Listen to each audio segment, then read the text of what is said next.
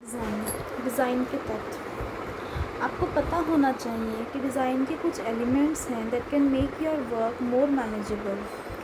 Design के कुछ ऐसे एलिमेंट्स होते हैं जिनको अपने डिज़ाइन में लागू करके आप अपना वर्क जो है, अपनी क्रिएटिविटी को बहुत मैनेजेबल बना सकते हो। तो डिज़ाइन के एलिमेंट्स क्या हैं? डिज़ाइन के एलिमेंट्स वे पार्ट्स होते हैं जो विजुअल टूल्स और कंपोनेंट्स को डिफ़ाइन करते हैं जो एक व्यक्ति एक कॉम्पोजिशन बनाने के लिए यूज़ करता है।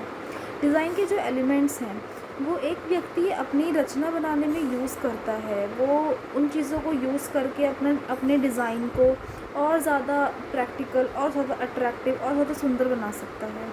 In other words, way graphic design के आधार का रिप्रेजेंटेशन है। डिज़ाइन के ये एलिमेंट्स और प्रिंसिपल्स गाइडलाइंस के एक सेट का रिप्रेजेंटेशन करते हैं जिनका पर्पस आपको सौंदर्य को आकर्षित करने वाले विजुअल्स बनाने में हेल्प करता है। डिज़ाइन के जो ये एलिमेंट्स होते हैं और प्रिंसिपल्स होते हैं, मतलब कुछ रूल्स होते हैं डिज़ाइन के, वो एक सेट का रिप्रेजेंटेशन है जिसका पर्पस ये होता है कि आपको सौंदर्य को आकर्षित करने वाली विजुअल्स को बनाने में हेल्प करे। जो आप बना रहे हो वो अट्रैक्टिव हो, वो लोगों को भी अट्रैक्टिव लगे, वो आपको भी अट्रैक्टिव लगे, जिससे मार्केट में उसकी सेल हो। उन चीज़ों को बनाने के लिए हम डिज़ाइन के एलिमेंट्स और प्रिंसिपल्स का यूज़ करते हैं। डिज़ाइन प्रिंसिपल्स और एलिमेंट्स के बीच सबसे इम्पॉर्टेंट डिफरेंस यह है कि प्रिंसिपल्स को नियमों के रूप में आप लेबल कर सकते हो, लेकिन एलिमेंट्स ऐसे घटक हैं जो आपको बेस्ट डिज़ाइन रिजल्ट देने के लिए उन नियमों का पालन करने में हेल्प करते हैं। प्रिंसिपल्स तो आपके नियम हो गए जिनको आप जब डिज़ाइन बनाते हो उन नियमों को आपको फॉलो अप करना ही पड़ता है। एलिमेंट्स की हेल्प से आप अपना बेस्ट डिज़ाइन बना सकते हो। एलिमेंट्स को उन प्रिंसिपल्स के साथ कंबाइन करके उनको डिज़ाइन पर लागू करके अपना बेस्ट डिज़ाइन आप बना सकते हो। Design is all about carefully combining design elements and using the right principles to create a visual representation of an idea. Design में हम केयरफुली जो हमारे प्रिंसिपल्स हैं और एलिमेंट्स हैं उनका कॉम्बिनेशन बहुत केयरफुली यूज़ करते हैं ताकि जो हमारा आइडिया है वो बहुत अच्छा निकल के आए, फाइनल रिज़ल्ट बहुत अच्छा निकल के आए। डिज़ाइन के एलिमेंट्स और प्रिंसिपल्स कला का काम बनाने के लिए उपयोग किए जाने वाली बेसिक बातें हैं। जो ये एलिमेंट्स हैं और जो आपके प्रिंसिपल्स हैं ये किसी भी डिज़ाइन के लिए एक बहुत बेसिक चीज़ है, तो इसकी नॉलेज होना बहुत ज़रूरी है क्योंकि ये बेसिक है। हर डिज़ाइन को आप शुरू करते हुए आपको बेसिक पता होना चाहिए कि होता क्या है। डिज़ाइन में एलिमेंट्स एंड प्रिंसिपल्स के बारे में अवेयरनेस सफल दृश्य रचना का पहला कदम है। डिज़ाइन के ये जो एलिमेंट्स हैं और प्रिंसिपल्स हैं इनकी जो अवेयरनेस है ये आपको अवेयर होने चाहिए, आपको पता होने चाहिए क्योंकि ये एक सक्सेसफुल विजुअल कॉम्बिनेशन के लिए आपका फर्स्ट स्टेप है। डिज़ाइन के 9 एलिमेंट्स हैं: lines, dots, shapes, space, colour, value, form, texture, movement. सबसे पहले आता है आपका लाइंस। लाइंस डिज़ाइन का सबसे बेसिक एलिमेंट है। आप अक्सर देखते हैं कि लाइंस का यूज़ पर्सपेक्टिव बनाने या एक निश्चित भावना को पैदा करने के लिए भी किया जाता है। लाइंस का यूज़ हम कुछ चीज़ें सिर्फ दिखाने के लिए जो होती नहीं है पर हम लाइंस के थ्रू उन चीज़ों को दिखा सकते हैं, उसके लिए भी हम इनको यूज़ करते हैं। वो थिक और थिन, वर्टिकल, हॉरिजॉन्टल या diagonal, straight line order diagonal हो सकते हैं या वे टेक्सचर बना सकते हैं।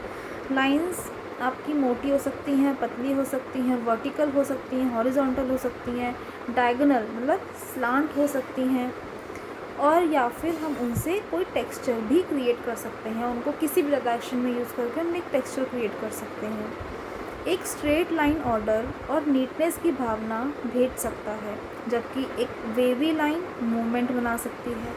अगर आप कोई स्ट्रेट लाइन ड्रॉ करते हो ऐसे या ऐसे, तो वो आपको बहुत नीटनेस और एक ऑर्डर में चलती हुई चीज़ दिखेगी, बहुत फॉर्मल चीज़ दिखेगी। लेकिन अगर आप कुछ वेवी लाइन ड्रॉ करते हो तो वो कुछ मूवमेंट क्रिएट करती है। जैसे अगर आप वेवी लाइन में अगर आप अपनी आइज़ देखते हो तो आपकी आइज़ में मूवमेंट होता है, वो एक मूवमेंट क्रिएट करती हैं। स्ट्रेट लाइन को आप अपनी आई से सीधा देखते हो तो वो एक ऑर्डर क्रिएट करती हैं। एक टेक्निक जो अक्सर लाइनों के साथ यूज़ की जाती है वह एक पर्टिकुलर एरिया के डिज़ाइन की और आंखें को निर्देशित करती हैं। अगर कोई डिज़ाइन बन रहा है, आपने कोई लाइन ड्रॉ कर दी और उसके बाद आपको कोई डिज़ाइन है, तो हम पहले उस लाइन को फॉलो करेंगे, उसके बाद हम उस डिज़ाइन तक जाएंगे। ये एक बहुत नेचुरल चीज़ है कि हम लाइन को फॉलो करते हैं फिर हम डिज़ाइन देखते हैं। आप इनको कैसे कैसे यूज़ कर सकते हो वो हम आगे बताएंगे। आप इस प्रकार के एलिमेंट्स के साथ चारों ओर खेल सकते हैं और देख सकते हैं कि आप इसे अपने विजुअल मटेरियल्स में कैसे इम्प्लीमेंट कर सकते हैं। ये आपकी लाइंस का मैंने एक दिया है पिक्चर। इसमें वेवी लाइन भी आपने देखा है कि यूज़ हुई भी है, स्ट्रेट लाइन भी यूज़ किया हुआ है, चेक भी यूज़ करा हुआ है जो स्ट्रेट को और वर्टिकल को मिक्सअप करके यूज़ किया हुआ है। Functions of lines are directing to provide movement from up to down, side to side. अगर कोई लाइन आपकी ड्रॉ है हॉरिजॉन्टल या वर्टिकल तो वो एक मूवमेंट क्रिएट करती है, down, up to down, side to side. हम किसी भी लाइन की अगर वो ऐसे है तो हम उसको ऊपर से लेके नीचे तक देखते हैं, कोई ऐसे है तो हम इस साइड से लेके इस साइड तक देखते हैं, तो एक डायरेक्शन क्रिएट कर रही है। Dividing to split a design. Solid garments में डिवाइडिंग लाइंस सीम भी हो सकती हैं, हालांकि सीम लाइंस गारमेंट पार्ट्स को जोड़ती हैं। किसी भी डिज़ाइन को स्प्लिट करने के लिए हम एक लाइन का यूज़ कर सकते हैं। सॉलिड गारमेंट्स आपके वो होते हैं जो सिंगल कलर के होते हैं, कोई उसमें शेड नहीं होता। सिंगल कलर गारमेंट को आप सॉलिड गारमेंट्स बोलते हो।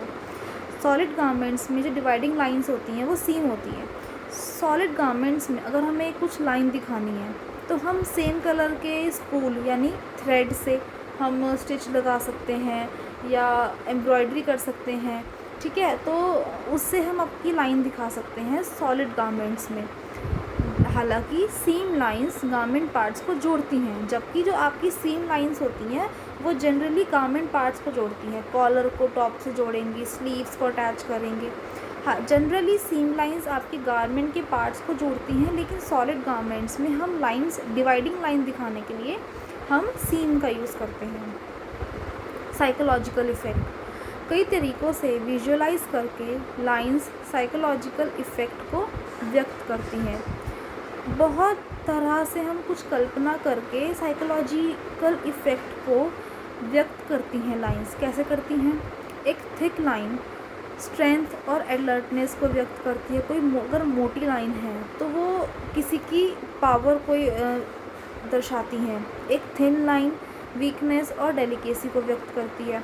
कोई लाइन अगर पतली है तो वो किसी की वीकनेस को व्यक्त करती है कि वो शायद वीक है पर्सन।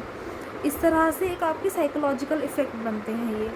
एक अनइवन लाइन अनसर्टेनिटी को बताती है। अगर कोई लाइन अनइवन है, ऐसे ऐसे कुछ भी मतलब अनइवन लाइन है, कुछ बीच में गैप्स हैं, डॉट्स, डैश डैश करके लाइन है, अनइवन है वो लाइन, तो वो मतलब अनसर्टेनिटी, उसमें कुछ भी सर्टेनिटी नहीं है, अनिश्चितता बताती है। जबकि एक स्ट्रेट लाइन से फर्मनेस और स्टेबिलिटी का पता लगता है। जबकि अगर कोई लाइन बिल्कुल स्ट्रेट है, उसमें कोई बीच में गैप नहीं है, एक बिल्कुल स्ट्रेट लाइन है, तो वो आपकी फर्मनेस मतलब आप दृढ़ आपका नेचर है उसका पता लगता है। लाइंस के बीच यूनिफॉर्म डिस्टेंस, फॉर्मल मूड और थिक और थिन लाइंस की कॉम्बिनेशन कैजुअल मूड को मनोदशा बताती हैं।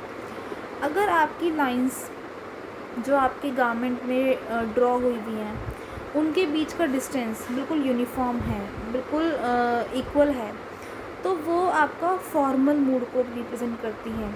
इस तरह के आप एग्ज़ाम्पल ले लो कि आप अगर किसी ऑफिस में जा रहे हो तो आपने कोई शर्ट डाला हुआ है या कुछ टॉप डाला हो, उसमें अगर आपकी जो लाइंस हैं वो इक्वल डिस्टेंस पे हैं, इसका मतलब वो फॉर्मल मूड है। आप उसको फॉर्मल जगह पर डालोगे, आप उसको ऐसे कहीं भी नहीं डालोगे। उस तरह की जो आपके गारमेंट्स हैं वो फॉर्मल डालने के लिए बनी, मतलब ऑफिसेज़ के लिए बनी हुई हैं। और कोई लाइन मोटी पतली, उनका अगर कुछ कॉम्बिनेशन है तो वो आपका कैजुअल मूड, उसको आप नॉर्मली किसी पार्टीज़ में या मार्केट या इस तरह में डालते, उनको आप ऑफिस में नहीं डालते क्योंकि वो कैजुअल मूड को दर्शाती है। Optical illusion. कुछ इफ़ेक्ट्स को छिपाने के लिए डिज़ाइनर द्वारा ऑप्टिकल इल्यूजन पैदा किया जाता है। कुछ उदाहरण के लिए हॉरिजॉन्टल लाइन एक फिगर को ब्रॉडर बनाती हैं, वर्टिकल लाइंस हाइट और स्लिमनेस का भ्रम पैदा करती हैं।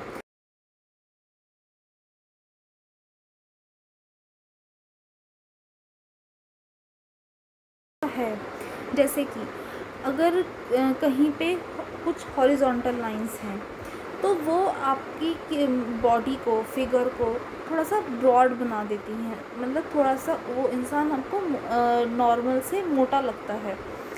और वर्टिकल लाइंस हाइट और स्लिमनेस का भ्रम पैदा करती हैं। और अगर कोई लाइन वर्टिकल है, आपने कोई ड्रेस डाला हुआ है उसमें वर्टिकल लाइंस हैं, अगर आपकी हाइट कम भी है तो भी वर्टिकल लाइन की वजह से वो व्यक्ति थोड़ा सा लंबा लगता है। ये सिर्फ एक भ्रम पैदा करती हैं। इस तरह के ऑप्टिकल इल्यूजन्स बनते हैं, एक्चुअल में नहीं होते, लेकिन लाइंस के खेल की वजह से वो हमें ऐसा लगता है कि है। कर्व्ड लाइंस फेमिनिटी को जोड़ती हैं।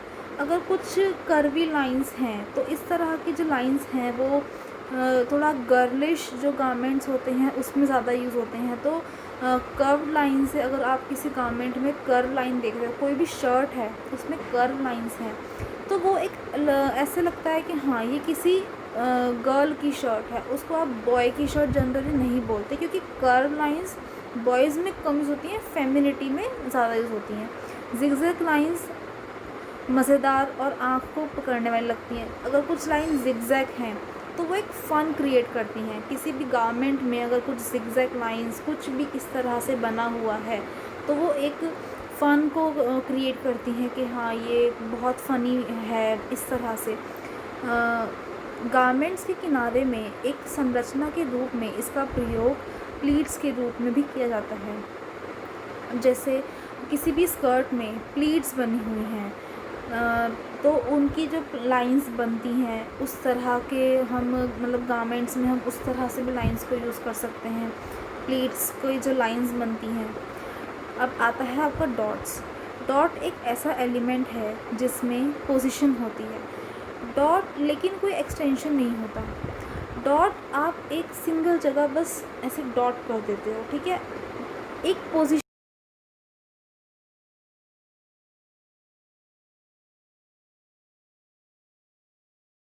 एक ही एरिया पे है। उस आई आपकी बस वहीं जाएगी, कहीं आपकी इधर उधर आँखें नहीं जाएंगी। कोई एक्सटेंशन नहीं है, कोई विस्तार नहीं है डॉट का, सिर्फ एक जगह है, एक एरिया उसका फिक्स है। यह एक प्रिसाइज लेकिन लिमिटेड लोकेशन के साथ में एक सिंगल मार्क है। डॉट की लोकेशन बहुत लिमिटेड है, एक सिंगल मार्क है, इतने से एरिया में एक ही डॉट है, ठीक है। तो इसकी जो लोकेशन है वो बहुत लिमिटेड है। जब फ्रीली एंड डिफरेंट साइज़ में उपयोग किया जाता है तो एक वैरायटी बनाता है। अगर हम डॉट्स को बहुत फ्रीली और डिफरेंट साइज मतलब छोटे बड़े इस तरह के अगर हम डॉट्स को यूज़ करते हैं तो वो एक वैरायटी बनाता है, एक वैरायटी क्रिएट करता है आपके लिए। स्टाउट फिगर वाले व्यक्ति को बोल्ड बिग डॉट्स का उपयोग करने से बचना चाहिए, क्योंकि यह इल्यूजन पैदा कर सकता है कि वो स्टाउट हैं। स्टाउट होते हैं फैटी, जो थोड़े से हेल्दी व्यक्ति होते हैं, उनको हम स्टाउट फिगर बोलते हैं। अगर वो उन्होंने कोई गारमेंट डाला हुआ है, उस गारमेंट्स में बड़े बड़े डॉट्स हैं तो वो उनसे और ज़्यादा फैटी लगता है। तो स्टाउट फिगर्स पे हम बोल्ड बिग डॉट्स का यूज़ नहीं करते, छोटे डॉट्स का यूज़ करते हैं हम स्टाउट फिगर पे, क्योंकि बड़े डॉट्स से वो और फैटी लगता है। पोल्का डॉट्स आपने बहुत नाम सुना होगा मार्केट में। पोल्का डॉट्स टेक्सटाइल इंडस्ट्री में वाइडली यूज़ किया जाने वाला शब्द है। हम बहुत जनरली बोलते हैं कि पोल्का डॉट का सूट है, पोल्का डॉट की ड्रेस है, पोल्का डॉट की शर्ट है, तो ये टर्म हम बहुत ज़्यादा यूज़ करते हैं। नेक्स्ट आता है आपका शेप। फॉर्म एंड शेप को कैटेगराइज करने में विभिन्न तरीके हैं। आपका फॉर्म हम बाद में पढ़ेंगे, अभी तो हम सिर्फ शेप पढ़ रहे हैं, क्योंकि फॉर्म और शेप में बहुत डिफरेंस है। शेप 2 डायमेंशनल होती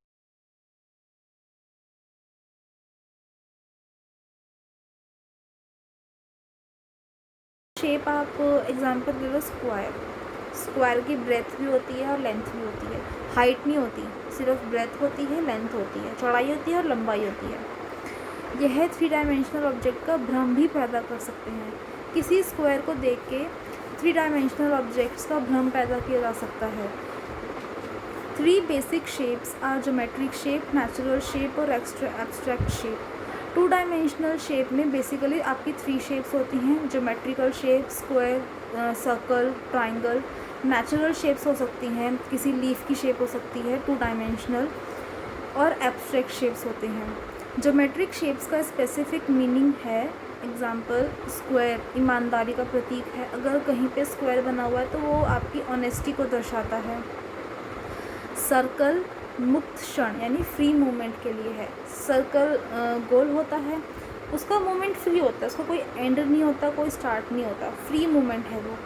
ट्रायंगल धार्मिक त्रिमूर्ति दिखा सकता है, जैसे किसी भी आप टेंपल में जाओ तो जो फ्लैग होता है वो जनरली ट्रायंगल होता है, ठीक है। तो ट्रायंगल धार्मिक त्रिमूर्ति को दिखा सकता है।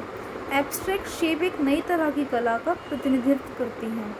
एब्स्ट्रैक्ट शेप में कुछ डिसाइड नहीं होता कि वो स्क्वायर होंगे या वो फिक्स कुछ नहीं होता। एब्स्ट्रैक्ट शेप में किसी भी शेप्स को हम मिक्स एंड मैच करके कुछ भी अलग शेप को एब्स्ट्रैक्ट शेप बोलते हैं। कोई डेफिनेशन नहीं है एब्स्ट्रैक्ट शेप की।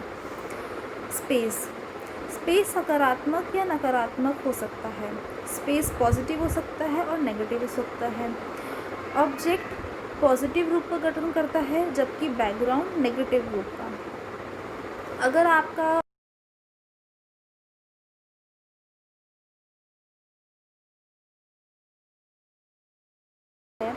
तो जो वो प्रिंट है वो आपका कहलाएगा पॉजिटिव स्पेस, और जो उसका बाकी बैकग्राउंड है वो कहलाएगा आपका नेगेटिव स्पेस।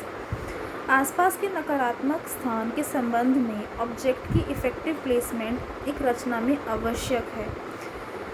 अगर आप नेगेटिव स्पेस बहुत छोड़ रहे हो, पॉजिटिव स्पेस कम छोड़ रहे हो, उन दोनों का जो कॉम्बिनेशन है कि आपने पॉजिटिव कितना लिया और नेगेटिव कितना स्पेस लिया, उनकी जो प्लेसमेंट है वो एक डिज़ाइन में बहुत आवश्यक है, बहुत ज़रूरी है कि आप किसी डिज़ाइन को बहुत भरा भरा बनाना चाहते हो तो उसमें हम नेगेटिव स्पेस कम रखते हैं, पॉजिटिव स्पेस ज़्यादा रखते हैं, उसमें हम पैचेस ज़्यादा डालते हैं और बैकग्राउंड को कम छोड़ते हैं। या अगर आपकी कोई सिंपल कैजुअल टी शर्ट है तो उसमें हम नेगेटिव स्पेस बहुत रखते हैं, पॉजिटिव स्पेस हमारा उसमें कम होता है। तो इनमें एक बैलेंस होना चाहिए किसी भी डिज़ाइन को दिखाने के लिए।